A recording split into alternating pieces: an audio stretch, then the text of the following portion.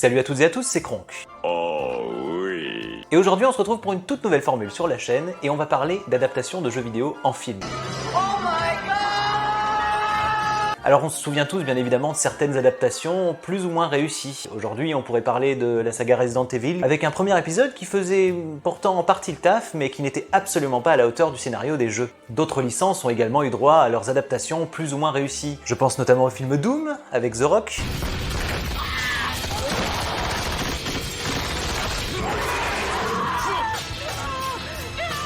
Les Mortal Kombat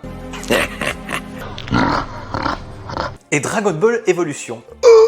Ou encore Super Mario Bros qui aura finalement atteint le statut de culte tellement il est hors propos vis-à-vis de l'œuvre d'origine. Et même si le scénario ne suivait pas toujours, on a eu droit quand même à quelques adaptations respectant les designs des personnages originaux. Je pense notamment au film Sonic, sorti récemment, I'm Sonic, a little ball of super energy. qui, même si au premier abord paraissait vraiment catastrophique, après quelques mois de retake et plusieurs refontes du design du personnage, a réussi à convaincre. Bon, il faut dire que le scénario tient sur un timbre-poste, mais le personnage est là, l'humour est là, et on y passe quand même un agréable moment, tant le film est truffé de clins d'œil pour les fans. On pourrait également parler de la saga Silent Hill, notamment grâce à son respect de l'univers, de son esthétique, et une fin à twist scénaristique plutôt sympa. Mais des fois, respecter un univers et des personnages, ça passe pas du tout. Allez! C'est pourquoi aujourd'hui j'ai décidé qu'on allait reprendre Hollywood en main, vous et moi. Ouais. Aujourd'hui, je vais vous proposer quelques adaptations de jeux en film et leur casting respectif. On va essayer d'imaginer ça ensemble et voir si ça tient à peu près le coup. Musique.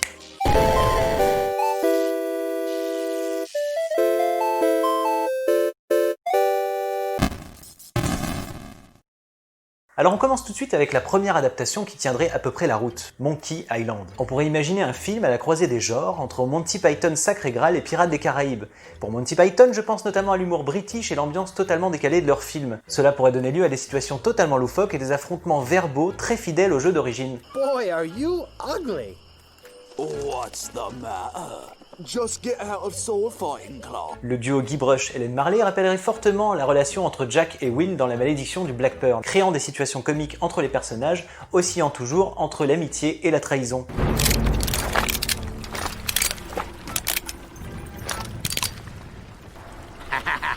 On y retrouverait les lieux cultes du jeu, notamment l'île de Melee et son ambiance pirate vaudou proche de l'œuvre originale, et ce serait là que débuterait notre aventure. Et bien évidemment, la mythique et incontournable île aux singes, ses jungles et le repère de l'infâme LeChuck et sa crique de pirates fantômes. Le film suivrait simplement la trame du jeu original et qui imaginait d'autres que les scénaristes du jeu, à savoir Ron Gilbert, Tim Schafer et Dave Grossman. Bon, et alors maintenant, place au sujet délicat, le casting. Alors j'ai pensé à plein d'acteurs pour Guybrush, pas évident de trouver quelqu'un qui colle vraiment au personnage. Il y avait Owen Wilson, bien que le personnage ne ressemble pas du tout à Guybrush, il aurait eu le second degré pour le rôle. J'ai ensuite songé à Tom Holland, il ressemble pas du tout à Guybrush, mais on peut imaginer le personnage en costume avec une queue de cheval et comme l'acteur est plutôt jeune, il colle pas mal au rôle. Mais mon choix final se tourne plutôt vers Ryan Gosling, aussi surprenant que cela puisse paraître. En effet, ce rôle irait plutôt bien à l'acteur et son visage ressemble pas mal au final au flibustier le plus nul de l'histoire de la piraterie. Pour Hélène, on aurait pu imaginer également Emma Stone, histoire de reformer le duo iconique de La La Land une nouvelle fois au cinéma. Après, niveau ressemblance, on aurait pu également penser à Bonnie Wright ou Bryce Dallas Howard. J'avais d'abord pensé à Tom Hardy ou Mads Mikkelsen dans le rôle de LeChuck, histoire d'avoir un personnage assez charismatique avec des épaules. Mais mon choix va plutôt du côté de Ian McShane. S'étant déjà illustré dans le rôle de Barbe Noire au cinéma dans Pirates des Caraïbes 4, ça ne serait pas sa première aventure dans le monde de la piraterie. À la réalisation du film, bien évidemment, on aurait envie de penser à Jerry Bruckheimer, s'étant déjà illustré avec la trilogie Pirates des Caraïbes. Oui, il y en a eu que 3. Mais mon choix va plutôt du côté d'Edgar Wright pour son humour ayant déjà fait ses preuves dans Baby Driver ou dans l'excellente trilogie Cornetto. Pour terminer, les musiques du film pourraient être également composées par Michael Land, ayant déjà œuvré sur les jeux d'origine, mais les thèmes devraient bien évidemment être réorchestrés pour être plus épiques et coller plus à une ambiance de film live.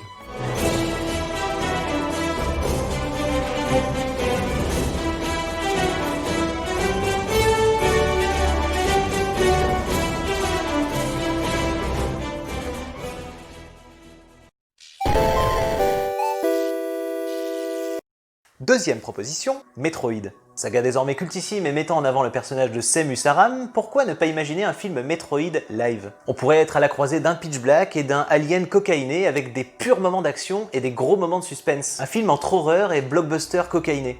Le film s'ouvrirait alors sur le massacre des pirates de l'espace sur la planète d'origine de Seamus Aran, jusqu'à ce qu'elle soit récupérée et élevée. On la suivrait alors sur un rite initiatique où on la verrait grandir au fur et à mesure des années, interprétée par plusieurs actrices, pourquoi pas, jusqu'à l'obtention de sa cultissime armure. Elle endosserait alors le rôle de chasseuse de primes et on pourrait facilement imaginer quelque chose de très proche de la série The Mandalorian. Cependant, il ne faudrait pas que le film se contente seulement de nous offrir des petits contrats. Elle pourrait remplir des tâches beaucoup plus importantes, notamment la libération de la planète Zebes. Le travail des scénaristes serait alors facilité et ils auraient juste à suivre la trame du premier jeu. Ce qui serait vraiment intéressant serait de voir au départ une Seamus assez fragile, non pas indestructible. Côté casting, pas évident de trouver des traits pour Seamus, et même si on peut s'imaginer que le personnage serait 95% du temps en armure,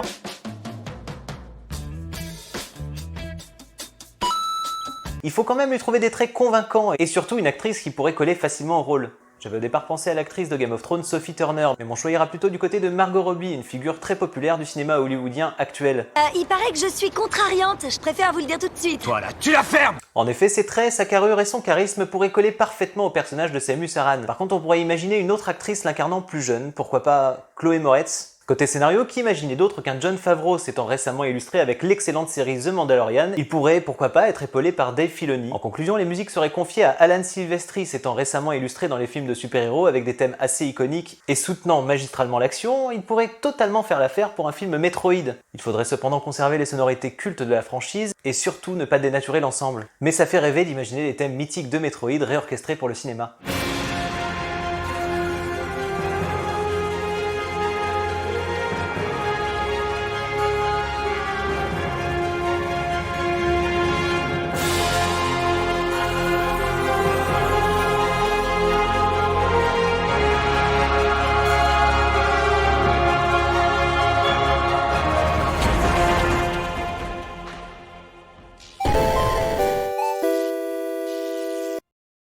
Pour cette troisième proposition, pourquoi ne pas imaginer une adaptation cinématographique de Fable? En effet, même si on pourrait avoir affaire à un film d'heroic fantasy plutôt classique, on pourrait imaginer quelque chose facilement proche d'un Seigneur des Anneaux ou la trilogie du Hobbit plus récemment. Bien évidemment, il ne faudrait pas tomber dans l'écueil d'une pâle copie de ces derniers, mais Fable s'est toujours démarqué d'une manière quand même particulière, son humour omniprésent.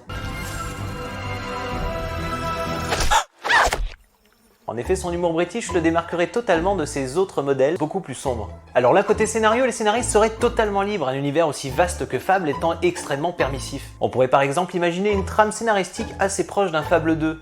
Les deux protagonistes pourraient se voir orphelins, sans trop de souvenirs de leur enfance, et à devoir survivre dans les rues d'un Albion médiéval fantasy. Et un élément perturbateur viendrait bousculer le scénario. On peut alors imaginer que la sœur du héros disparaîtrait brusquement et qu'il partirait à sa recherche. Il mènerait alors une double quête, celle de retrouver sa sœur, et également une quête d'identité, où il essaierait de savoir qui il est, d'où il vient et pourquoi ils se sont retrouvés à la rue enfant. On peut imaginer donc une trame assez sombre, avec un humour qui soutiendrait tout ça au fur et à mesure de l'aventure, comme par exemple, je sais pas moi... Les deux enfants pourraient être les enfants d'un roi, qui aurait été trahi par un ami fidèle, qui l'aurait poignardé dans le dos, et qui se serait ensuite débarrassé des enfants et de leur identité et les aurait jetés à la rue. Plutôt joyeux. Cependant, la quête des enfants serait bien évidemment de retrouver leur identité et surtout de récupérer le trône. On pourrait facilement imaginer un méchant charismatique, drôle, sans oublier un côté très sombre. Côté casting, là aussi, ce serait la liberté totale. On pourrait imaginer en rôle principal un Kit Harington pour incarner le rôle titre et une Emilia Clarke en personnage secondaire. On aurait alors là le héros et sa sœur, et en grand méchant on pourrait imaginer un Andy Serkis par exemple. Il aurait cette folie et cet humour assez propre à l'univers de Fable. Il serait très capable de nous faire une prestation comique et à la fois mémorable et surtout très charismatique. Il n'en est pas à sa première fois. Côté réalisation, qui imaginait d'autre qu'un Peter Jackson? Il nous a quand même prouvé au cinéma de quoi il était capable. Non, je pense pas à une trilogie particulière. Aucun homme ne peut me tuer. Je ne suis pas un homme. Vous n'êtes pas un homme. Ah non? En tout cas, on pourrait lui faire confiance pour quelque chose faisant partie d'un genre qu'il aura magnifié au cinéma des années auparavant. Et au niveau de la bande-son, qui imaginait d'autre que le musicien chouchou de Tim Burton, Danny Elfman, étant déjà habitué aux compositions de la série Fable, tout simplement, ferait parfaitement l'affaire et soutiendrait l'action avec brio, comme il a su toujours le faire au cinéma toutes ces années.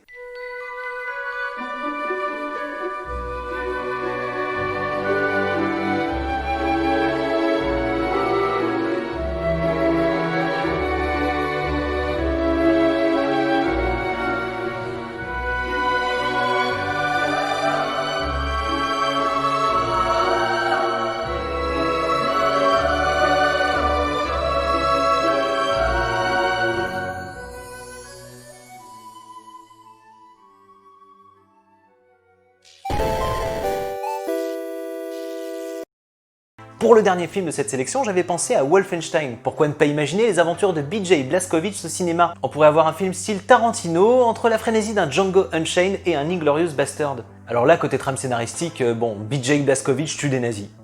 On retrouverait les personnages iconiques de la saga et il faudrait un casting vraiment au poil. Alors qui imaginer sous les traits d'un BJ Blazkowicz? Au départ j'avais pensé à un acteur comme Chris Hemsworth, mais finalement mon choix ira plutôt du côté de Brad Pitt, ayant déjà fait ses preuves dans Inglourious Bastard et ayant des traits collant à peu près avec BJ Blazkowicz. On retrouverait bien évidemment Tilda Swinton dans le rôle de Caroline Baker, et pourquoi ne pas imaginer dans la peau d'Ingle Engel, la grande méchante de l'histoire, Michelle Pfeiffer. Ses traits collent plutôt pas mal avec les traits de l'antagoniste, et on pourrait facilement imaginer une carrure comme celle de Michelle Pfeiffer. Encore une actrice qui n'a plus à faire ses preuves au cinéma. Alors côté scénario, évidemment, des nazis, du sang, j'ai pensé à Quentin Tarantino, forcément. Il aurait totalement l'esprit pour un Wolfenstein, aussi bien au niveau de l'humour que des scènes d'action, que du côté sombre. Et à la bande-son, on aurait pu penser évidemment à un de ses compositeurs habitués, Ennio Morricone. Malheureusement, nous ayant quitté récemment, il faudrait confier la bande-son à quelqu'un d'autre. Pourquoi pas à Hans Zimmer? En effet, Hans Zimmer a fait plusieurs bandes-son très variées, et on pourrait très facilement imaginer le monsieur s'adapter à une ambiance Seconde Guerre mondiale.